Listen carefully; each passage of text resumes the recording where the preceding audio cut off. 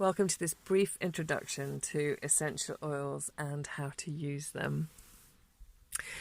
I want to start by saying that essential oils are natural chemical compounds derived from the plant matter obtained from specific varieties of plants, as opposed to Western medicine, which are comprised of synthetic chemical isolates put together in combination by a human hand within a lab.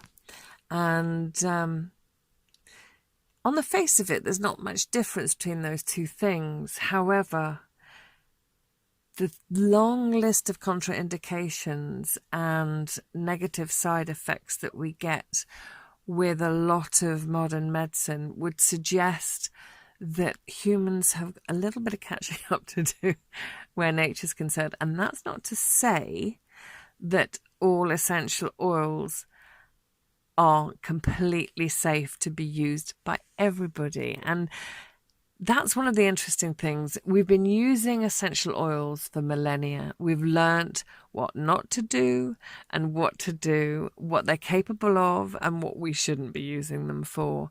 And actually, we've learnt that some people are going to be intolerant to some of them. And there's different reasons for that. One is overexposure to undiluted essential oils, which is a big no-no. They should always be diluted in a good carrier oil.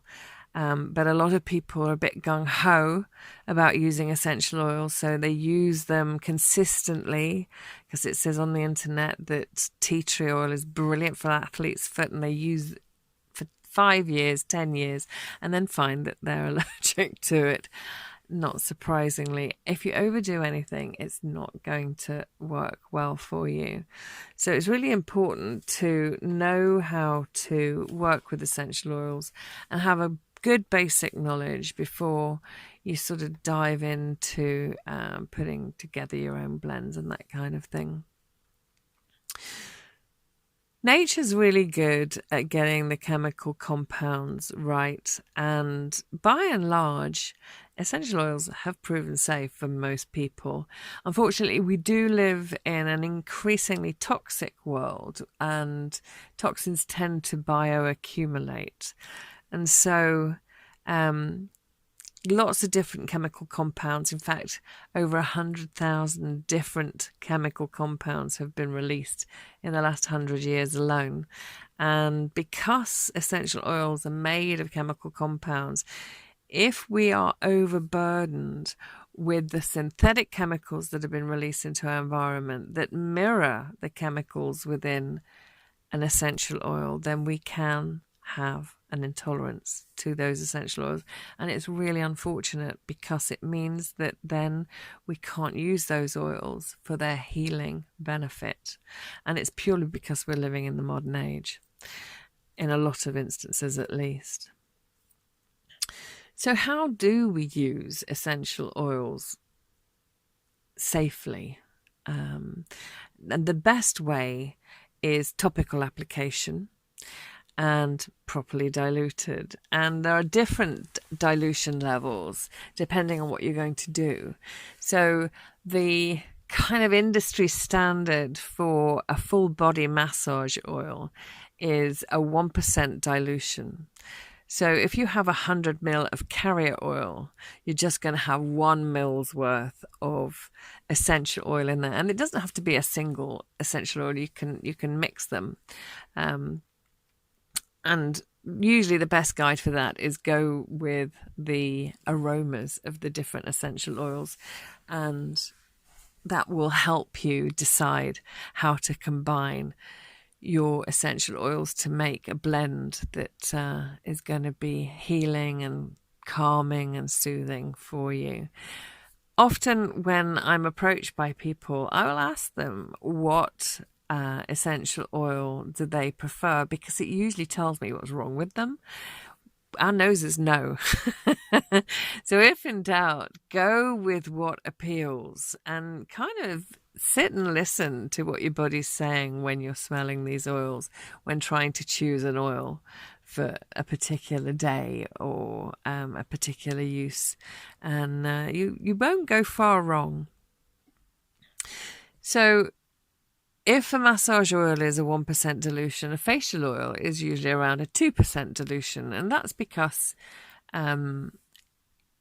the area of the body is much less. So we absorb about 60% of what we put onto our skin. So we can afford to have an increase in the essential oil content. So it would be 2 ml per 100 ml of carrier oil.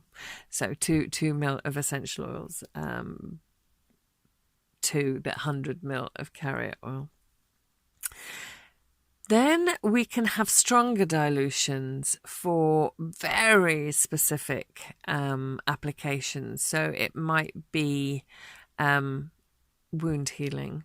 You can go up to as much as 5%. The kind of the legal limit.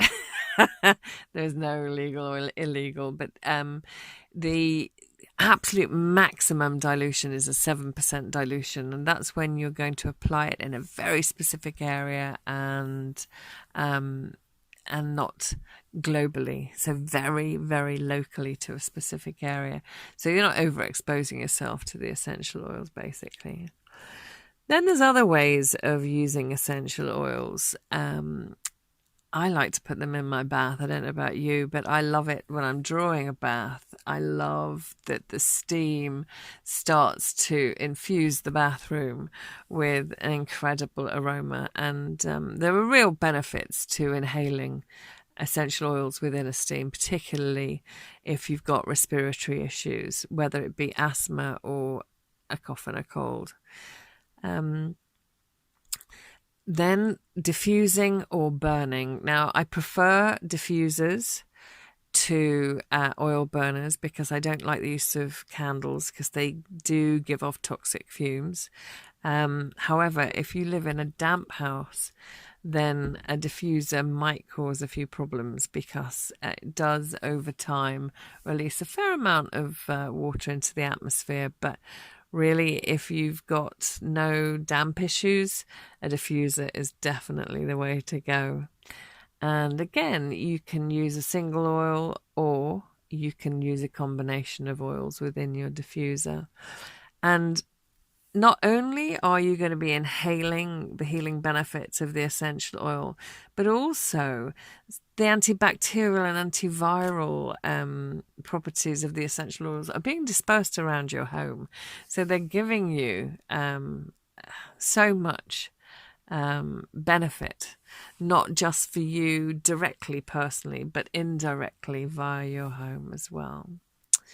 So I hope you found that interesting, and I look forward to making the next one for you. Take care.